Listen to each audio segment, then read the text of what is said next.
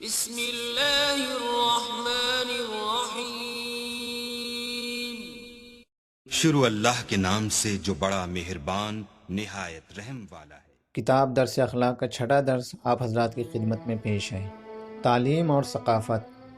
کچھ عرصے قبل ثقافتی اور تعلیمی انقلاب کی بات امام خمینی رحمۃ اللہ علیہ نے چھیڑی تھی۔ اس موضوع پر نشر و اشاعت کے وسائل نے بھی کچھ نہ کچھ بیان دیا تھا اور کچھ عرصے تک یہ موضوع زیر بحث رہا تھا۔ درس اخلاق سے پہلے میں اس سلسلے میں کچھ وضاحتیں کرنا چاہتا ہوں۔ تعلیمی انقلاب سے مراد یہ نہیں ہے کہ یونیورسٹیوں، کالجوں اور اسکولوں میں رائج فزکس، کیمسٹری، حساب اور طب کی کتابیں نہ پڑھائی جائیں اور یہ علوم اب نہ سکھائے جائیں۔ تعلیمی انقلاب سے یہ مراد بھی نہیں ہے کہ دینی طلبہ علم فقہ اور علم اصول پڑھنا چھوڑ دیں۔ اس سے مراد دراصل یہ ہے کہ تعلیم کو معاشرے کی ضروریات کے عین مطابق بنا دیا جائے۔ تعلیمی نصاب کو زیادہ کامل و جامع اور بہتر کر دیا جائے۔ ہم کو کئی شعبوں میں ماہر اسپیشلسٹ افراد کی ضرورت ہے۔ اس ضرورت کے پیش نظر دینی علوم اور دنیاوی علوم میں اہتمام کیا جائے اور طلباء کی توجہ اسپیشلسٹ بننے کی طرف مبذول کی جائے۔ کالجوں اور یونیورسٹیوں میں اسلامی تعلیم و تربیت کا جو فقدان ہے، اس کے پیش نظر دنیاوی علوم کے ساتھ ساتھ اسلامیات کو بھی رائج کیا جائے تاکہ اسلامی تعلیم و تربیت بھی طلباء کو ملتی رہے اور وہ انسان بن کر فارغ التحصیل ہوں، تزکیہ نفس اور اسلامی تہذیب سے آشنا نہ رہیں۔ سورہ جمعہ آیت نمبر 5۔ بد تہذیب اسکالر اس آیہ قرآنی کی روشنی میں ایسے گدھے کی طرح ہوتا ہے جس نے اپنی پشت پر بڑی بڑی کتابوں کا بوجھ لاد لیا ہو۔ ظاہر ہے ایسی کتابوں کا کوئی فائدہ گدھے کو نہیں حاصل ہوتا، بلکہ وہ خود اس کے لیے بوجھ بن جاتی ہے، گناہ اور بدکرداری کا بوجھ۔ جب آدمی باطنی طور پر آدمی نہ ہو تو پڑھنے سے پہلے محض حیوان تھا اور پڑھنے کے بعد وہ درندہ بن جاتا ہے، دوسروں کو لوٹنے کھسوٹنے والا درندہ، خون چوسنے والا درندہ، کمزور کو اپنے سامنے مجبور دیکھ کر خوش ہونے والا درندہ، ایسا درندہ جو جنگل کے درندوں سے زیادہ نقصان دہ ہو۔ تہذیب اور تربیت۔ تعلیم کے ساتھ ساتھ تربیت بھی بہت ضروری چیز ہے۔ اس بات کی تربیت ہونی چاہیے کہ بچے حیوانی صفتوں کو سمجھیں اور ان سے پرہیز کریں، انسانی صفتوں کو پہچان لیں اور انہیں پوری طرح اپنانے کی کوشش کریں۔ تعلیم محض سند حاصل کرنے کے لیے نہ ہو، عمل کرنے کے لیے ہو۔ تہذیب اور تربیت بھی ساتھ ساتھ ہو۔ آدمی انسان بن جائے، معاشرے میں انسانیت کے ساتھ رہے۔ چلتے پھرتے سیدھے راہگیر کو چھیڑنا اس اعتبار سے نہیں ہوتا کہ کتے کے پنجے خطرناک اور دانت تیز ہوتے ہیں۔ شریر کتا ایسا اس لیے کرتا ہے کہ درندگی کی صفت اس کے اندر موجود رہتی ہے۔ انسان میں بھی درندگی اور غصے کی صفت ہوتی ہے، لیکن ساتھ ساتھ اس میں انسانیت کی صفت بھی ہوتی ہے۔ اب یہ انسان کے اختیار میں ہوتا ہے کہ وہ اپنے نفس کی تربیت کرے، درندگی کی صفت کو قابو میں رکھے اور انسانیت کا عادی ہو۔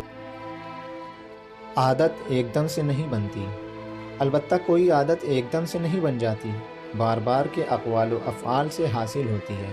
اسی طرح عادت کا بگڑنا بھی ایک دو دفعہ کے قول و فعل سے نہیں ہوتا۔ اگر ایک سلجھا ہوا آدمی ایک دفعہ زبان سے کوئی نامناسب بات کہے یا ایک دفعہ ہاتھ پاؤں سے کسی پر ظلم کرے تو اس کا اثر تو باطن پر پڑتا ہے، لیکن اتنا زیادہ نہیں کہ عادت بگڑ جائے۔ بار بار ایسا کرنے سے بری عادت پڑ جاتی ہے۔ اسی طرح ایک بگڑا ہوا آدمی اگر ایک دو دفعہ سلجھے ہوئے انداز میں بات کر لے یا ایک دو دفعہ لوگوں سے مناسب سلوک کرے تو اسے بگڑی ہوئی عادت ختم نہیں ہو جاتی۔ بگاڑ جتنا ہوتا ہے اسے سنوارنے کے لیے اتنی ہی محنت اور اتنا ہی زیادہ وقت درکار ہوتا ہے۔ اسی طرح سلجھاؤ جتنا ہوتا ہے اس کے بگڑنے میں اتنی ہی دیر فرمودہ امیر المومنین علیہ السلام۔ نہج البلاغہ میں مولا امیر المومنین علی علیہ السلام کا یہ ارشاد موجود ہے۔ حضرت فرماتے ہیں، پرہیزگار آدمی وہ ہے جس سے بھلائی کی امید رکھی جائے اور جس کے شر سے لوگ محفوظ رہیں۔ صحیح معنوں میں انسان تو پرہیزگار آدمی ہی ہوتا ہے۔ پرہیزگاری صرف نماز، روزہ، حج اور دیگر عبادتوں یا ذکر و تسبیح کے ذریعے کمال تک نہیں پہنچتی۔ انسان کو تقویت دینے اور اپنے اندر کی حیوانیت دبانے کے لیے زبان، ہاتھ، پاؤں، آنکھ اور دل، غرض ہر عضو کی ریاضت ضروری ہوتی ہے۔ اس ریاضت و محنت کا اثر نفس پر پڑتا ہے۔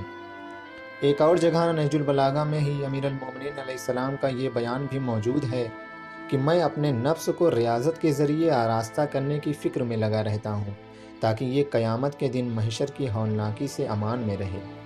آپ علی علیہ السلام کے شیعہ ہیں، علی علیہ السلام کو ماننے والے ہیں، شیعہ کے معنی ہی پیروی کرنے والے کے ہوتے ہیں، بس آپ کو بھی چاہیے کہ آپ علی علیہ السلام کی پیروی کریں اور نفس کی تربیت سے غافل نہ ہوں۔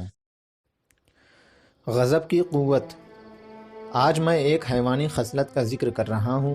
ہمیں چاہیے کہ ہم اسے خوب پہچان لیں اور نہ صرف اس سے پرہیز کریں بلکہ اس کی ضد خصلت کو جو انسانی خصلت ہے اپنانے کی کوشش کریں۔ غصہ یا غضب ایک فطری چیز ہے۔ یہ کیفیت انسان یا حیوان پر اس وقت طاری ہوتی ہے جب اس کی مرضی کے خلاف کوئی کام ہو جاتا ہے، کسی کی گالی سن کر یا کسی کا ظلم سہ کر اس کا خون جوش مارتا ہے، انتقام کا جذبہ سر ابھارتا ہے۔ بعض لوگوں کا چہرہ ایسے عالم میں سرخ ہو جاتا ہے، بعض لوگوں کی سانس پھول جاتی ہے اور بعض لوگوں کا چہرہ وقتی طور پر غضب کے مارے بگڑ سا جاتا ہے۔ اگر آدمی کو غضب پر قابو نہ ہو، دوسرے الفاظ میں اپنے نفس کی اس حیوانی خصلت پر قابو نہ ہو، تو وہ بھی گالی بکنے لگتا ہے، ہاتھ پاؤں چلانے لگتا ہے۔ غصہ بڑھ جائے تو یہ نہیں سمجھ میں آتا کہ وہ کیا کر رہا ہے۔ جانور بھی ایسا ہی ہوتا ہے، وہ حق و باطل اور حلال و حرام کا لحاظ نہیں کرتا۔ غصے میں انتقام کے سوا اسے کچھ نہیں سوجھتا۔ جب آدمی پر غصہ سوار ہوتا ہے اور انتقام کا جذبہ بھی سرد نہیں ہوتا تو وہ خود پر ظلم کرنے لگتا ہے، اپنے کپڑے پھاڑ لیتا ہے، خود کو مارنے لگتا ہے، کبھی خون اتنا جوش مارتا ہے کہ اس پر سکتہ طاری ہو جاتا ہے۔ میں ایسے افراد سے بھی واقف ہوں جن پر غصے کے مارے سکتہ طاری ہوا ہے اور پھر وہ اسی عالم میں مر گئے ہیں یا فالج کا شکار ہو گئے ہیں۔ وہ نمازی بھی رہے ہیں، مگر صرف نماز آدمی کو اس وقت تک انسان نہیں بناتی جب تک آدمی نفس پر قابو پانے کی فکر نہ کرے۔ اپنی حیوانی خصلت کو برے کاموں سے تقویت دینے کے بجائے دبا کر رکھنے کی کوشش کرنی چاہیے۔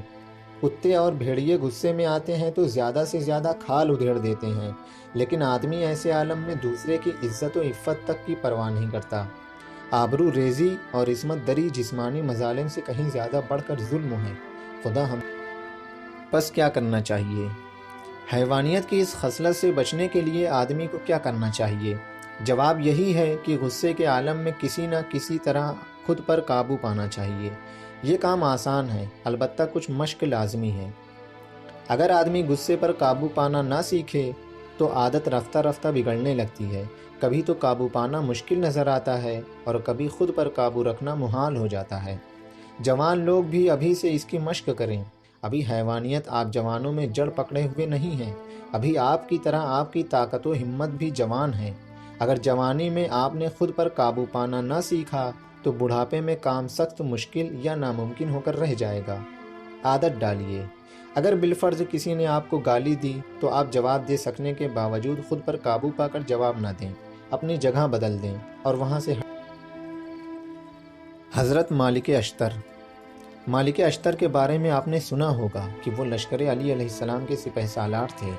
خود حضرت علی علیہ السلام ان کے بارے میں فرماتے ہیں، جس طرح میں رسول خدا صلی اللہ علیہ وآلہ وسلم کے ساتھ تھا، اسی طرح مالک بھی میرے ساتھ رہے ہیں۔ اپنے قبیلے کندہ کے سردار اور لشکر حق کے سپہ سالار مالک اشتر کا یہ حال تھا کہ بازار کوفہ میں خریداری کے لیے خود جاتے تھے اور ان کا لباس بوسیدہ اور کوتاہ ہوا کرتا تھا۔ ایک دفعہ کا واقعہ ہے کہ ایک بگڑے ہوئے جوان نے مذاق میں مالک اشتر کی طرف مٹی اچھال کر مار دی۔ وہ ان کو نہیں پہچانتا تھا۔ مالک نے اسے کچھ نہیں کہا اور آگے بڑھ گئے۔ لوگوں نے اس جوان کو گھیر کر کہا، تم پہچانتے ہو کہ وہ کون گزرا ہے؟ اس نے جواب دیا، نہیں۔ لوگ کہنے لگے وہ مالک اشتر تھے۔ نوجوان بہت ڈر گیا۔ وقت کے سپہ سالار کے ساتھ اس نے گستاخی کی تھی۔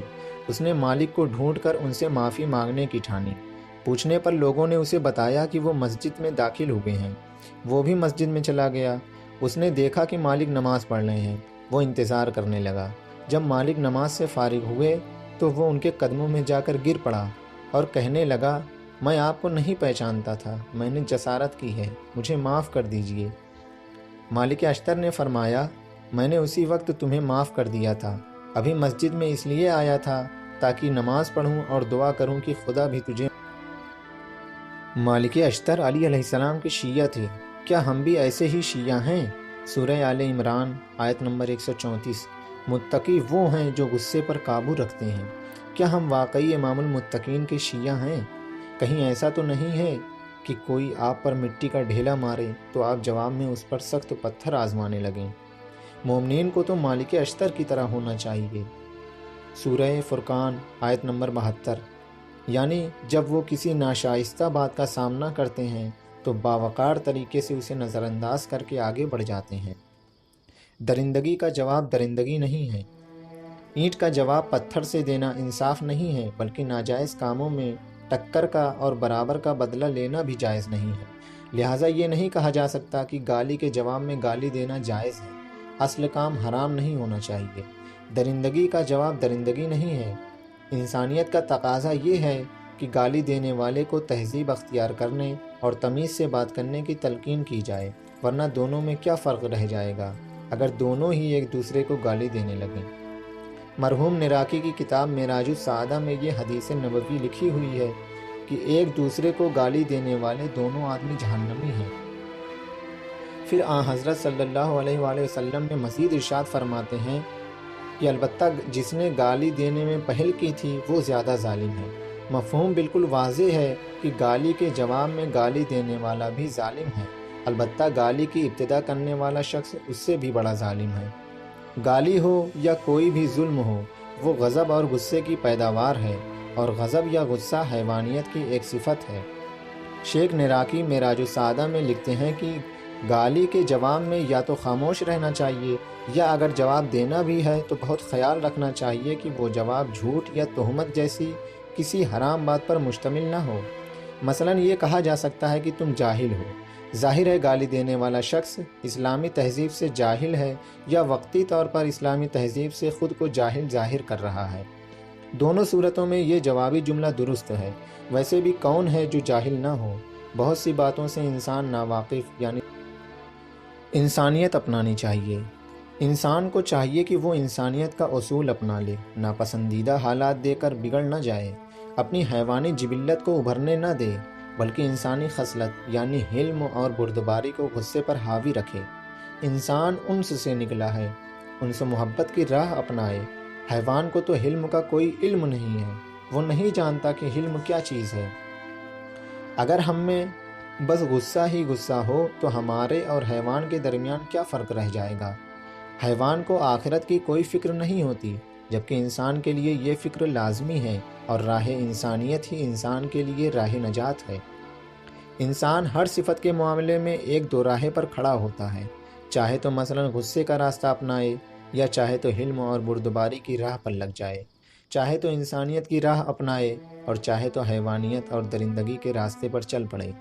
یہ اس کے اختیار میں خدا تعالیٰ نے دیا ہے، اور کوئی زبردستی نہیں ہے۔ زبان دی ہے تو ساتھ میں یہ اختیار بھی خدا نے دیا ہے کہ وہ چاہے تو گالیاں دے کر فتنہ بپا کرے، اور چاہے تو اسی زبان سے اصلاح و نصیحت کی باتیں کرے اور کہیں کے بھڑکتے ہوئے فتنے کی آگ بجھا دے۔ البتہ خود پر، اپنے نفس پر اور اعضاء و جوارح پر قابو رکھنا بہت آسان بھی نہیں ہے، اس لیے کہ نفس پر جبر کرنا پڑتا ہے، کچھ اپنی خواہشات کو دبانا پڑتا ہے، کچھ اپنی توقعات کو کم کرنا پڑتا ہے، اور ایسا کرتے رہنے کی عادت ڈالنی ہوتی ہے۔ اگر جھگڑے کی ابتدا ہی سے آدمی حلم اور برداشت کا راستہ اپنائے تو جھگڑا خود بخود ختم ہو جاتا ہے۔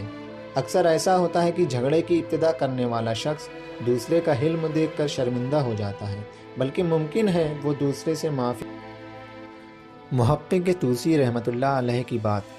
عظیم محقق علامہ خواجہ نصیر الدین طوسی رحمۃ اللہ علیہ کے حالات بیان کرنے والے لکھتے ہیں کہ ایک دفعہ ایک جھگڑالو قسم کے شخص نے محقق طوسی کو خط لکھا اور اس میں انہیں کتا لکھ دیا۔ اس کے جواب میں محقق طوسی نے کچھ یوں تحریر فرمایا: میں نے بہت غور کیا کہ آپ نے مجھے کتا کیوں سمجھا ہے۔ میرے 2 پیر ہیں جبکہ کتے کے 4 ہوتے ہیں، اس کے دانت تیز ہوتے ہیں کہ وہ ہڈی کو توڑ سکتا ہے اور چبا سکتا ہے، جبکہ میرے دانتوں نے تو کام کرنا تک چھوڑ دیا ہے۔ کتے کی کھال جیسی ہوتی ہے ویسی میری کھال نہیں ہے، اس کی ٹیڑھی سی ایک دم ہوتی ہے، جبکہ میرے پاس سرے سے ایسی کوئی چیز نہیں ہے۔ اس کا نتیجہ یہ نکلا کہ وہ جھگڑالو شخص نہ صرف وہ سدھر گیا بلکہ محقق طوسی کا معتقد بھی بن گیا۔ اگر بالفرض وہ بھی لکھ دیتے کہ کتے تم تو خود ہو، تمہارا باپ کتا ہے، تمہاری ماں کتیا ہے، تو جھگڑا بڑھ جاتا اور نہ جانے کیا نتیجہ۔ ایک واقعہ، اس سلسلے میں ایک واقعہ علماء نقل کرتے ہیں کہ جوتا بنانے والا ایک کاریگر بہت بد اخلاق تھا۔ اپنی دکان میں بیٹھ کر وہ جوتے بناتا بھی تھا اور بیچتا بھی تھا۔ ایک دن صبح صبح اس کی دکان پر ایک آدمی آیا۔ دونوں ایک دوسرے کو پہچانتے تھے۔ اس آدمی میں اور دکاندار میں کچھ یوں بات چیت ہوئی۔ آدمی: کیا حال چال ہے؟ دکاندار: ٹھیک ہوں۔ آدمی: آپ مجھے یہ بتائیے کہ جھگڑا کس طرح ہوتا ہے؟ جھگڑے کی بنیاد کیا چیز ہوتی ہے؟ دکاندار: آخر صبح صبح یہ کیسا سوال ہے؟ تم مجھ سے مذاق کر رہے ہو؟ آدمی: نہیں، میں تحقیق کر رہا ہوں اور یہ بات سمجھنا چاہتا ہوں۔ دکاندار: بھلے آدمی، شاید تمہاری عقل خراب ہو گئی ہے، میں کیا جانوں کہ جھگڑا کس طرح ہوتا ہے؟ آدمی: جب تک آپ مجھے بتائیں گے نہیں میں آپ کو چھوڑوں گا نہیں۔ دکاندار: تم مجھے کام نہیں کرنے دو گے؟ خلاصہ یہ کہ جھگڑا بڑھ گیا اور دکاندار نے چمڑے کا کاٹنے والا آلہ اس آدمی کے سر پر مار دیا۔ سر سے خون بہنے لگا تو وہ آدمی کہنے لگا: سمجھ گیا جھگڑا کس طرح ہوتا ہے، سمجھ میں آ گیا۔ ایک آدمی ایک بات کے یا کسی بات کے پیچھے پڑ جاتا ہے اور دوسرے کی مرضی کے خلاف اصرار پر اصرار کیے چلا جاتا ہے تو جھگڑا ہو جاتا ہے۔ انسان کو چاہیے کہ دوسروں کی مرضی کے خلاف غیر ضروری طور پر بات کو طول نہ دے اور جھگڑے کا موقع فراہم نہ کرے۔ غیر ضروری طور پر کوئی ایسی بات کرے ہی نہیں جس سے دوسرے کو غصہ آ سکتا ہو۔ انسان کا نفس ایک ایسی بھیڑ کی مانند بن جانا چاہیے جسے چراگاہ اور اپنے باڑے سے باہر نہ نکلنے کی تربیت دی گئی ہو۔ جواز کی حد میں نفس کی خواہشوں کو پورا ہونے دینا چاہیے، لیکن نفس کو جواز کی حد سے باہر نکلنے نہیں دینا چاہیے۔ البتہ اس تربیت کے لیے کافی عزم کی قوت۔ ایک روایت میں ہے کہ ایک پیغمبر کا خدا نے امتحان لینا چاہا۔ فرشتے اس کے پاس آ کر کہنے لگے: کل آپ کو کچھ کام انجام دینے ہیں۔ صحرا میں جا کر سب سے پہلی چیز جو آپ دیکھیں اسے کھا لیں، پھر جو چیز آپ کو نظر آئے آپ اسے چھپا لیں۔ الغرض فرشتوں نے اس پیغمبر کو اگلے دن انجام دینے کے لیے خدا کی جانب سے 5 کام بتائے۔ بہرحال ہمارے موضوع سے مربوط پہلا کام ہے، یعنی وہ جو بھی چیز صحرا میں سب سے پہلے دیکھیں اسے کھا لیں۔ وہ پیغمبر اگلے دن صحرا میں گئے۔ سب سے پہلے جو چیز انہیں نظر آئی وہ ایک بڑی سی پہاڑی تھی۔ دل میں کہنے لگے: پہاڑی کو کیسے کھا جاؤں؟ بہرحال مجھے حکم ملا ہے کہ یہ کام کروں، بس جہاں تک مجھ سے ممکن ہوگا مجھے انجام دینا چاہیے۔ آگے کا مالک خدا ہے۔ اس عزم کے ساتھ وہ آگے بڑھے۔ انہوں نے دیکھا کہ ہر قدم پر وہ پہاڑی جو کچھ فاصلے پر تھی چھوٹی ہوتی جا رہی ہے۔ وہ آگے بڑھتے رہے اور پہاڑی چھوٹی ہوتی رہی، یہاں تک کہ ایک لقمے کے برابر پتھر کی شکل میں نظر آنے لگی۔ پیغمبر نے ہاتھ بڑھایا اور اسے اپنے منہ میں رکھ لیا۔ انہوں نے دیکھا کہ وہ تو پتھر نہیں ہے بلکہ شہد سے زیادہ شیریں اور مزیدار چیز ہے۔ خلاصہ یہ کہ وہ پیغمبر اپنے تمام امتحانوں میں کامیاب رہے۔ حکم خدا سے فرشتے آ کر انہیں بتانے لگے کہ آپ نے جو پہاڑی دیکھی تھی وہ غیظ و غضب و غصے کی پہاڑی تھی۔ اس کو ختم کرنے کا کام پہاڑی کی طرح سخت اور بڑا لگ رہا تھا، لیکن آپ نے بس یہ دیکھا کہ حکم خدا ہے اور اس سلسلے میں عزم کی قوت سے کام لیا تو رفتہ رفتہ وہ پہاڑی چھوٹی ہوتی گئی، یہاں تک کہ آپ کی برداشت کے اندر معلوم ہونے لگی۔ برداشت کرنے کا عزم اس بات کا باعث بنا کہ غضب کی اتنی بڑی پہاڑی شہد سے زیادہ لذیذ چیز۔ ایک بزرگ نے فرمایا: ایک بزرگ ایک گلی میں سے گزر رہے تھے کہ کسی نے اوپر کے مکان سے جھاڑو کے نتیجے میں نکلا ہوا کچرا مٹی سمیت نیچے گرا دیا۔ اس بزرگ کے سر پر وہ مٹی وغیرہ گر گئی تو فرمانے لگے: خدا بندہ تیرا شکر ادا کرتا ہوں، میرے سر پر تو ایسے گناہوں کا بوجھ ہے کہ اگر پتھر بھی پھینکے جائیں تو وہ نہ اترے۔ تو کتنا مہربان ہے کہ مجھ پر تو نے نرم خاک پھینکوا دی۔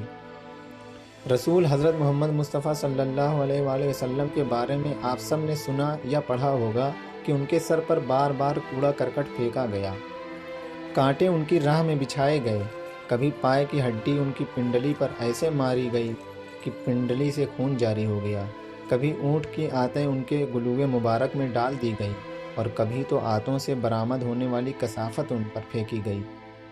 لیکن رسول خدا صلی اللہ علیہ وآلہ وسلم ان حرکتوں کے جواب میں دعا ہی دیتے رہے اور فرماتے رہے: خدایا میری قوم کو ہدایت فرما، یہ لوگ نادان ہیں۔ حضرت صلی اللہ علیہ وآلہ وسلم ہمیشہ یہ چاہتے رہے کہ ان کی وجہ سے ان کی امت پر عذاب نازل نہ ہو۔ ہم سب کو چاہیے کہ اسوہ پیغمبر کو اپنا لیں، خاص طور پر علماء میں برداشت کا مادہ زیادہ ہونا چاہیے۔ معاشرے میں بہت سی ایسی باتیں ہوتی ہیں جو اسلام کے خلاف اور ان کے اسلامی مزاج کے خلاف ہوتی ہیں۔ علماء کو یہ بات ذہن میں رکھنی چاہیے کہ دلوں میں گھر کرنے کا ایک طریقہ تحمل بھی ہے۔ دلوں میں گھر ہوگا تو لوگ بھی بآسانی بات مانیں گے، جبکہ کبھی ایسا بھی ہوتا ہے کہ غصہ کرنے کا نتیجہ الٹا نکلتا ہے اور لوگ مزید ڈھیٹ ہو جاتے ہیں۔ غصہ ایک طرح کی دیوانگی ہے۔ ایک صحرا نشین قبیلے کا سردار رسول خدا صلی اللہ علیہ وآلہ وسلم سے ملنے آیا تھا۔ جب وہ رخصت ہونے لگا تو اس نے عرض کیا، اے رسول خدا، مجھے کچھ نصیحت فرمائیے۔ حضرت صلی اللہ علیہ وآلہ وسلم نے فرمایا، جاؤ اور غصہ نہ کرو۔ سفینۃ البحار جلد 2 صفحہ 320۔ قبیلے کا سردار کہتا ہے کہ یہ نصیحت میں نے ذہن نشین کر لی۔ جب وہ اپنے قبیلے میں پہنچا تو کیا دیکھا کہ غیر معمولی حالات ہیں۔ لوگ اس کے آنے کا انتظار کر رہے تھے۔ پوچھنے پر معلوم ہوا کہ قبیلے کے کسی آدمی کے ہاتھوں دوسرے قبیلے کا آدمی مارا گیا ہے اور دوسرا قبیلہ جنگ کے لیے تیار ہے۔ پہلے تو وہ سردار اپنی جاہلانہ غیرت کے مارے مسلح ہو کر قبیلے والوں کے ساتھ نکلا، لیکن دوسرے لشکر کے سامنے پہنچ کر اسے حضرت صلی اللہ علیہ وآلہ وسلم کی نصیحت یاد آ گئی۔ اس نے فوراً اپنا سارا اسلحہ اتار دیا اور رکھ دیا۔ عام سے لباس میں وہ دشمن قبیلے کی طرف تنہا پیدل چل پڑا۔ یہ دیکھ کر دوسری طرف والوں نے اس پر ہتھیار نہیں آزمائے۔ قریب پہنچ کر اس نے دشمن قبیلے کے سردار کا نام لیا اور اس سے ملنے کی خواہش ظاہر کی۔ پھر وہ کہنے لگا، یہ جنگ آخر کس لیے ہے؟ اگر آپ کا آدمی مارا گیا ہے تو کسی دوسرے کو قتل کرنے سے وہ زندہ نہیں ہو جائے گا۔ آپ خون بہا لے لیجئے، اس کے علاوہ بھی آپ جو چاہیں گے میں دے دوں گا۔ اس پیشکش کے باوجود اگر آپ چاہتے ہیں کہ جان کے بدلے جان جائے تو میں حاضر ہوں، مجھے اپنے آدمی کے بدلے میں قتل کر دیجئے۔ اس طرح جنگ کر کے نسل در نسل خون بہاتے رہنے سے کیا فائدہ؟ یہ دیکھ کر دشمن قبیلے کے سردار بہت متاثر ہوا۔ اس سے پہلے ان لوگوں نے کبھی ایسا نہیں دیکھا تھا۔ ان لوگوں نے بھی انسانیت کی راہ اختیار کی، نہ صرف یہ کہ خون بہا طلب نہیں کیا بلکہ معاف کر کے صلح و دوستی کا ہاتھ بھی بڑھا دیا۔ آپ نے دیکھا کہ حضرت صلی اللہ علیہ وآلہ وسلم کی نصیحت یعنی غصہ نہ کرو کتنی زیادہ کارآمد ثابت ہوئی، اور جنگوں کا ایک سلسلہ شروع ہونے سے پہلے